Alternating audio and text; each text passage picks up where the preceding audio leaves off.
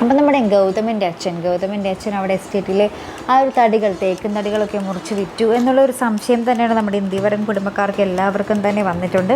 അപ്പോൾ നമ്മുടെ മഹേശ്വരൻ ഇങ്ങനെ എല്ലാവരോടും പറയുന്നുണ്ട്, ഓഹോ ഈ കുടുംബത്തിന് വേണ്ടി ഇത്രയും നാൾ കഷ്ടപ്പെട്ട് താൻ തന്നെ ഇപ്പോൾ അവസാനം കള്ളനായില്ല എന്നൊക്കെ ഇങ്ങനെ ഭയങ്കര ഡയലോഗൊക്കെ അടിക്കുന്നുണ്ട്. അപ്പോൾ നമ്മുടെ നന്ദ പറയുന്നുണ്ട്, ഇനി അച്ഛനെ ഇങ്ങനെ കുറ്റപ്പെടുത്തണ്ട, അച്ഛൻ പറയുന്നത് നമുക്ക് വിശ്വസിക്കാം എന്നൊക്കെ ഇങ്ങനെ പറയുന്നൊക്കെ ഉണ്ട് കേട്ടോ.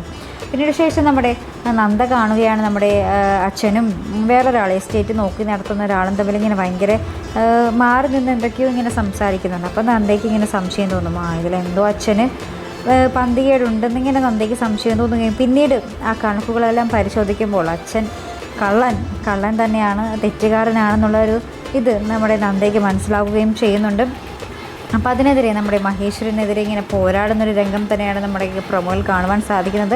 അപ്പോൾ സ്വന്തം അച്ഛനെതിരെ ഇങ്ങനെ പോരാടുമ്പോൾ നമ്മുടെ ഗൗതവും ലക്ഷ്മിയും ഒക്കെ നമ്മുടെ നന്ദയ്ക്ക് കൂടെ നിൽക്കുമോ, അല്ലെങ്കിൽ നന്ദ ഒറ്റപ്പെടുമോ?